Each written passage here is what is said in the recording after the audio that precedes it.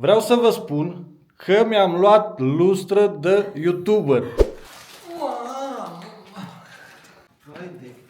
Mamă, dar ce mare! Cred că are 70 de kg ușa asta. Ușa asta, masa asta, lasă-o. Ce e în garajul ăsta aici, când o să fac curat, nu știu. Sunt singurul român cu stradă în casă, în apartament. Masa are 1,20 m cu 80 lățime. N-am vrut foarte lată pentru că este destul pentru noi. Fără nicio laudă, fără doar pentru că am primit comentarii. Pronto? Alo? V-am arătat și această problemă, că nu ne intră.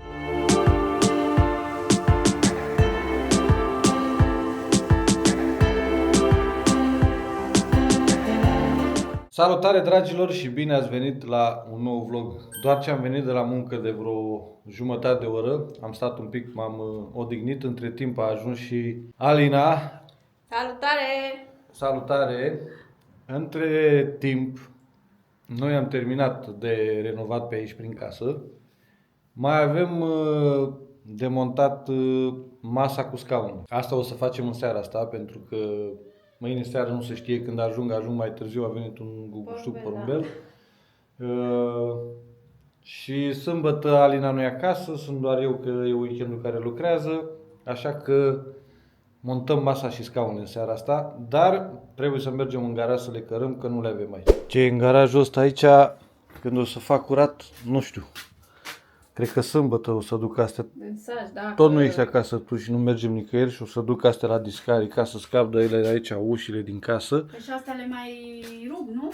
Astea sau le... O să le scot geamurile astea de aici ca să nu mă lupt cu ele și restul le arunc la lemn. Aici avem masa și scaunele care ne așteaptă de vreo lună jumătate. Stă aici în...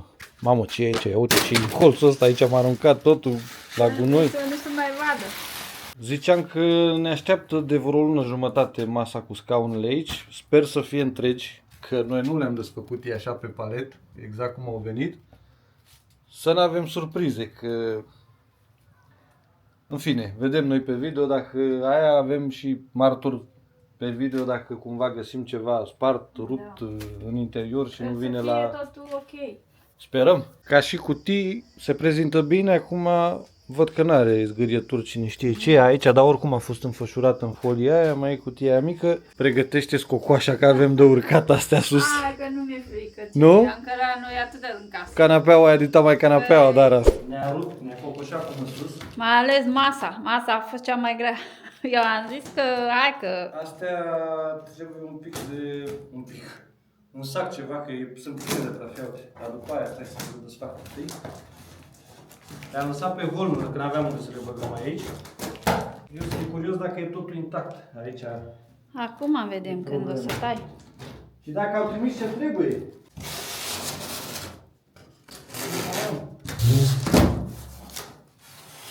Mamă, dar ce grele sunt, dar ce sunt astea, bă, frate, aici? Sunt de fier.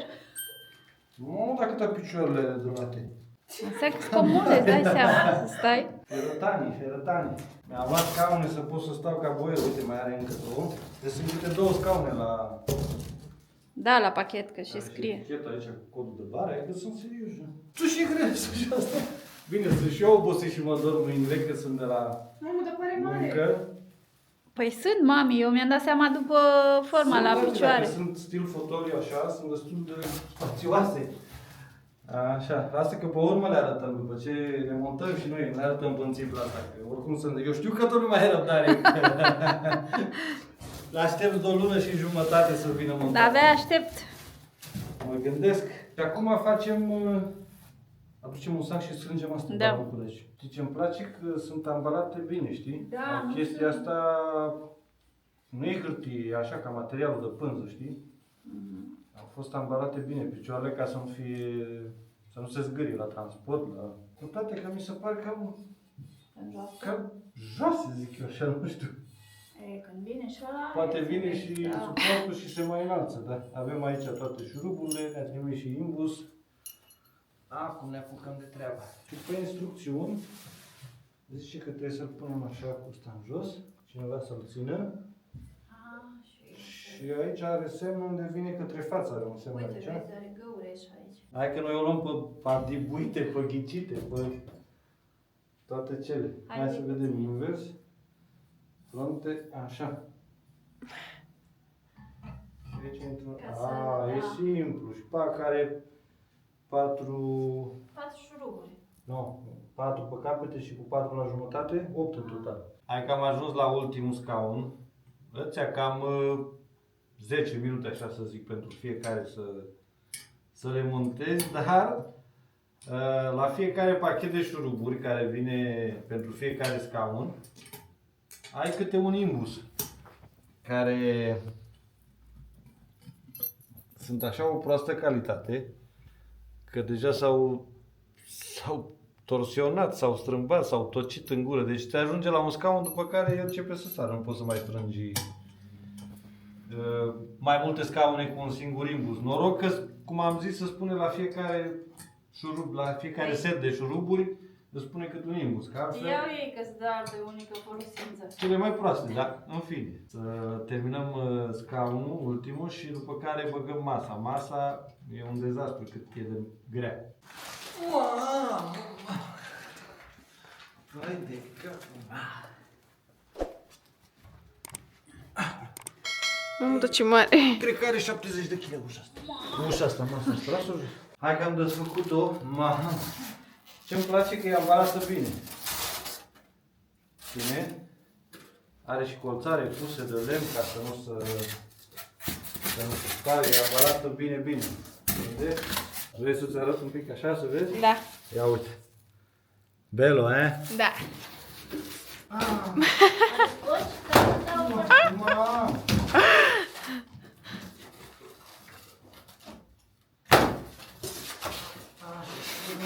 Scoate că colțul. Hai, că a avut bine, uite colțare, vezi, de sus. Mamă, dar așa că-s grele. Păi cred că astea mai grele ca masa. One eternity later. Haideți că într-un final am terminat, s-a făcut ora 11 din nou. Mai avem să ducem cartoanele jos, plasticul, și acum o să vă arăt ce am lucrat noi o lună și jumătate. De ce ne-am culcat noi numai la 1 noapte. Și vă arătăm rezultatul la ceea ce am muncit noi, fără nicio laudă, doar pentru că am primit comentarii. Mare parte dintre voi ne-ați scris că vreți să vedeți finalul, cum a ieșit și cum am renovat, cum am reorganizat sufrageria. Cam așa arată, să mă pun în colț aici sufrageria. Acum să-mi spuneți la comentarii dacă vă place. Bine, mai lipsește O canapea. canapea. Exact, Alina vorbește de la distanță de acolo. Astea o să plece după ce aducem canapeaua la țară, că nu le mai ținem, că o să înghesuim foarte mult aici. Mai avem loc. Vine canapeaua și să le pun în colțul ăla, n-ai, practic chiar nu mai ai loc să le pui. Mai treci, mai. Așa, masa cu scaunele care le-am montat acum, inițial vreau să le punem invers, pe lung, așa. Dar noi, fiind cam calici, ne-a plăcut scaunele astea stil fotoliu așa, cei drepți sunt foarte frumoase Și comode, sunt foarte comode. extraordinar de comode, perfect. Problema este că sunt foarte late și nu intră sub masă. Masa are 1,20 lungime, picioarele sunt un pic mai înguste că sunt așa concave. E tocmai de asta le-am luat așa. Da, ca să intre, să dar fie loc. n-am știut că e atât de late chestiile astea, fotoliile astea, știi, scaunele astea, prea late, dar în fine. E ok și așa, ne ia un pic de spațiu mai mult, să zicem că ar mai fi intrat un 20 de centimetri, sau ar mai fi eliberat aici, dar oricum nu ne dă mare deranj pentru că este stâlpul acolo și nu trece de stâlp decât 10 cm. Am încercat să le punem și așa, 2 la capete și 2 pe părți. Păi e Dar mai- ocupa prea mult, era Mai urât, așa. că uite, să fac proba acum, Păi ți-l știu, pun aici în dar capăt, am probat. că ăsta nu intră deloc așa, ia uite. Mai în afară stă care spătarul ăsta lăbărțat Da. și ia uitați, mai mare, dacă pun și în capătul celălalt, Ajungeam cu masa. păi ajunsesem până aici în jumătate la sufragerie, ce naiba, nu. Așa că am ales varianta asta. E ok că te pui la masă, mănânci toți, 3 suntem noi, dacă mai vine un musafir, nicio problemă. Vezi și la televizor și am și schimbat un pic, că eram invers Da, pus, să era. zicem așa, ca idee. Draperiile și perdelele le-am luate de 2 ani de Cred zile că da. maxim. Au stat strânse, e o culoare așa, o piersică, să zic eu, spre cappuccino, așa, bine e catifea și dacă te uiți, se schimbă în sus, se vede mai închis, în jos mai deschis, se schimbă și culoarea, așa, e cameleonică un pic culoarea. Da. Perdelele sunt la fel ca la... La fel cum sunt și în dormitoare. Am vrut să le iau la fel, n-am vrut să iau diferit. Da, am luat totul la Doar- fel, albul ăsta simplu, așa, cu zgârieturile astea, cum ar veni în ele, nu știu cum se cheamă, se numea într-un fel când le-am luat materialul ăsta, dar nu mai îmi vine acum. draperiile schimbă în celelalte camere, sunt diferite, dar perdelele sunt peste tot la fel. Da, avem la noi în dormitor cu draperile cu verde, la Izabela avem un lila Da. spre roz Da. și aici am luat piersica asta așa spre cappuccino. Oricum, mie îmi place foarte mult. Eu credeam că sunt mult mai galbene, știi, când cum mi le aduceam eu aminte. Da. Dar sunt chiar ok. Masa are 1,20 m cu 80 lățime, n-am vrut foarte lată pentru că este destul pentru noi, plus că de la 1,20 putem să o mai facem la 1,80, adică mai este 30 de centimetri aici, așa, și 30 de centimetri în capătul celălalt. Asta când vine cineva la noi. În rest, nouă ne ajunge, 1,20 Da, deci noi o să facem. N-are rost. Sau poate când pui ceva mai multe pe masă și ai nevoie de extensia asta din capătul ăsta, știi? Dar prima dată trebuie să-mi iau ceva din plastic, știi, să fie... Da, că nu-mi ca o place mușama, să cum ar veni, dar la transparent. Transparentă, da. Că nu vreau să pun față de masă, că am stricat tot. Ai stricat aspectul, deci Da. nu mai are nicio treabă dacă... Așa că din aia îmi trebuie. Am mai văzut eu pe Temu, pe... La să-l naiba de Temu, că e Bine, am văzut Amazonul așa, plin am de... văzut Amazonul, da. Tu știu că ești cu zgârcenia, cu Temu, cu de-astea, dar nu ne trebuie nouă așa ceva. Nu, dar așa mi-a venit să zic Temu, n-am zis Amazon. Am înțeles. Vreau să vă spun că mi-am luat lustră de YouTuber. Și de ce spun chestia asta? Pentru că eu știți că la mine în sufragerie aici și cam în tot apartamentul duc lipsă de lumină, ca să-i spun așa, și tot timpul, dacă vă aduceți aminte din vlogurile vechi, eu mă duceam către geam să filmez aici, să bată lumina pe mine, pentru că un singur bec care îl aveam nu mi-ajungea. Așa că mi-am pus 12 becuri. Da, dar știi care era problema că nu lumina bine? Era abajurul ăla care era de jur împrejur, știi? Dar tot nu poți să compari un bec cu Da, 12. 12. Despre ce vorbim? Haideți să mă întorc invers ca să o vedeți mai bine. Deci asta este lustră de YouTuber. Mai departe, Mai departe începem cu mobila. Mobila am vrut să iau așa ceva mai simplu. N-am vrut să-mi iau cu ceva să fie prea fistichiu, prea multe simplu, cutii, îmi place. multe puse, nu știu cum. Nu, am luat baza asta pentru televizor. Bineînțeles că a fost la set. Cu astea două care Se deschid. are Așa, pistoane deocamdată frumos. N-am pus doar două jocuri, dar Izabelei n-am O drona mea. drona. Așa, ce-mi place, închiderea este cu un click așa frumos și deschiderea la fel. La fel. Și frumos pe pistoane, chiar îmi place chestia asta. Așa se deschide și partea de jos. Partea de jos. Mai are o poliță aici. Care Da, am pus așa, că nu-mi place chiar încărcat. Acolo am pus câteva cărți, atât am căutat niște suporți din ăia de cărți. ca de să fier, pot- da, metale, știu ce vrei să Am spui. căutat peste tot și nu am găsit. Și așa că am improvizat eu.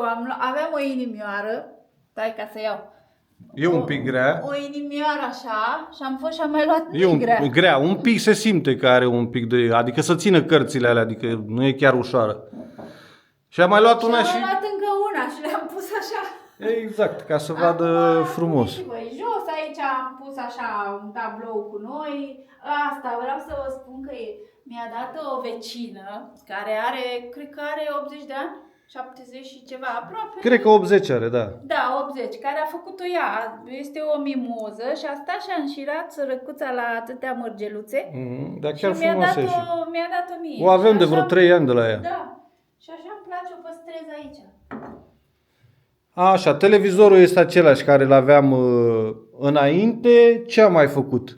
Am dat decorativ asta. Așa, care e tot o culoare, Un cappuccino închis, să zic așa, cum e masa. masa. De-aia am și făcut aceeași culoare pe perete ca să se asorteze cu imitația asta de marmură, că e o ceramică, practic masa nu este marmură, cu scaunele.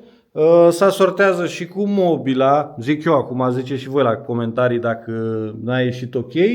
După care am pus aceste panouri de lemn decorative, așa, bine, ele au rolul în general de fonoabsorbent, adică să ducă, să izoleze fonic. Da, aici ai pus două bucăți, nu? Sunt. Nu, e una întreagă, că alea două care le-am luat prima dată au fost strâmbe, mi le-au trimis cei de la Leroy. Și sunt în garaj, am cumpărat altele mai late, astea așa, că comandasem unele de pe internet mai înguste și puneam din două, dar dragii de la Leroy Merlin mi-au trimis, erau înconvoiate. Bineînțeles că la primire nu le-am văzut că erau ambalate și n-am putut să disting că erau strâmbe, erau înconvoiate și veneau pe perete ca bărcile, așa, știi, nu se lipeau. După care m-am dus și mi-am cumpărat altele, că nu aveam încotro. După care jos mai avem două sertare, care unul este foarte mare, așa cu două Compartimente. Da, mare, bage, e bine că nu o să băgăm cine știe ce greutăți, că n-are rost și... Așa, aici este unul singur și ăsta e destul de spațios. Da. Cam asta am pus nou. Iar, care este nou, l-am schimbat pentru că aveam era un gri așa cu maro. Și mai gros și culoarea asta așa era. Cum e asta de aici? Da. Are 4 metri lungime cu 3 metri lățime. Aici o să vină canapeaua și nu se mai vede lipsa asta. Am lăsat un pic de spațiu acolo de jur împrejur. Lucrările aici, știți ce aveam pe acolo, chestiile alea negre de jur împrejur, am pus baghetă, dacă se observă. Am făcut grinda asta în față, care nu o aveam, că nu-mi place să se vadă șina de la draperii și de la perdele. Aici vă o arăt imediat, e ascunsă după grindă. Practic am făcut așa ca o mască, să se vadă mult mai frumos. Eu zic că dă mult mai bine, frumos, da. Înțelegi? Părerea mea, acum nouă ne place ce a ieșit. Vă arăt și din unghiul acesta, cum se vede cu stâlpii, dar poți să stai aici, că nu se sperie nimeni de tine.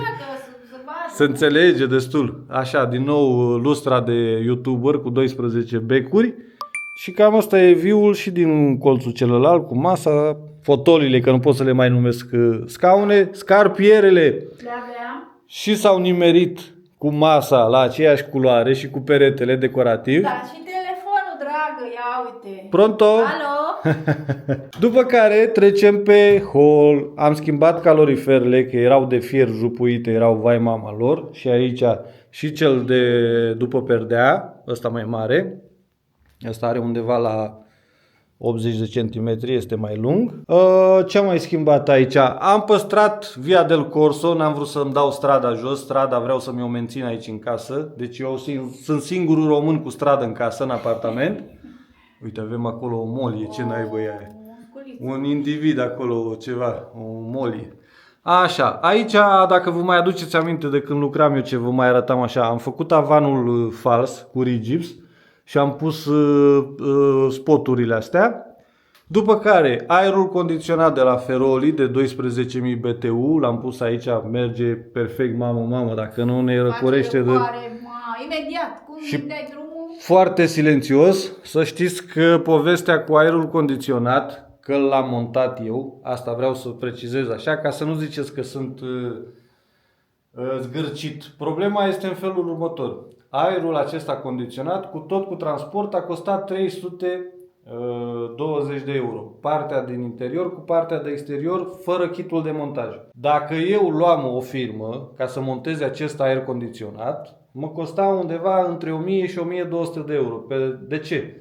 Pentru că aici este o practică să cumperi produsul de la ei. Și dacă el costă în internet 300, el ți-l bagă pe gât cu 600. Plus că îți mai bagă manopera un 5-600, iată cum a ajuns la 1200 de euro. Așa că eu, fiind mai priceput din fire, fără să mă laud, mi-am pus mintea și l-am montat singur. Am dat 320 cu tot cu transport, mai m-a dus kitul undeva la 100 și ceva cu sculele alea ce le-am cumpărat eu, că n-aveam să bercuiesc, că cineva m-a corectat. Am spus că nu mai știu cum se numește în română, să umfli buzele alea la țevile de cupru, se numește bercuire, mulțumesc de corectare.